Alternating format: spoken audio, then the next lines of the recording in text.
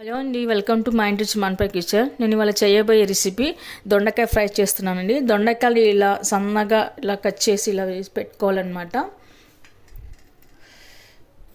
ఇక్కడ నేను ఒక కడాయి పెట్టుకొని 2 టేబుల్ స్పూన్ల ఆయిల్ వేసుకున్నాను. ఆయిల్ హీట్ అయిన తర్వాత మనం మినపగుళ్ళు వేసుకుందాము.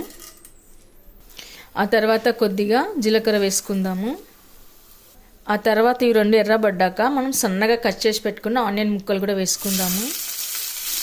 ఆ తర్వాత 4 వెల్లుల్లి రెబ్బలు వేసుకుందాం. ఇలా కచ్చాపచ్చగా దంచి పెట్టుకోవాలి.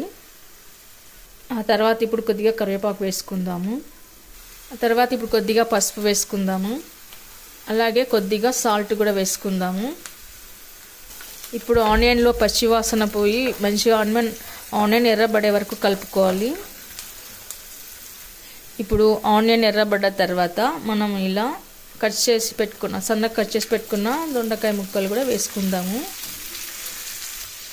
ఆ తర్వాత ఇలా కింద మీద అంతా వేసి కలుపుకొని పెట్టుకుందాము.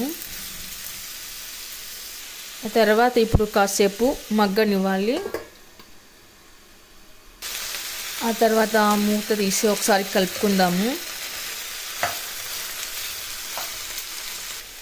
ఇప్పుడు కర్రీ హాఫ్ బాయిల్ అయిన తర్వాత రెడ్ చిల్లీ పౌడర్ వేసుకుందాము.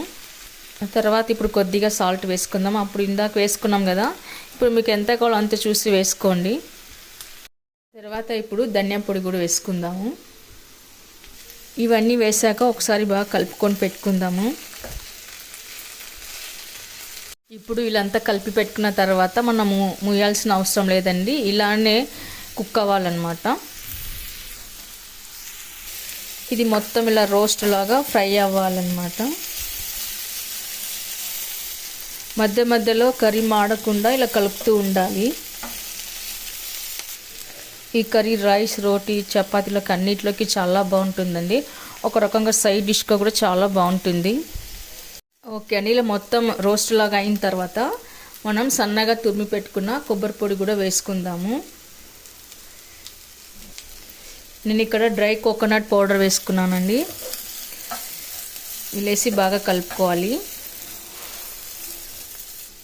చివరన కొత్తిమీరతో గార్నిష్ చేసుకుందాము. ఓకే అండి, ఎంత ఎమ్మీగా టేస్ట్గా ఉండే దొండకాయ ఫ్రై రెడీ అయిపోయింది. ఇప్పుడు సర్వింగ్ ప్లేట్లోకి తీసుకుందాము. ఓకే అండి, ఒక సర్వింగ్ బౌల్లోకి తీసుకున్నాను.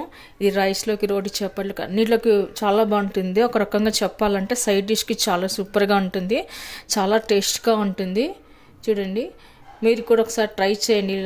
మీకు ఎలా కుదిరిందో కామెంట్స్లో పెట్టండి. లైక్ చేయండి, షేర్ చేయండి, సబ్స్క్రైబ్ చేయండి. Thank you for watching.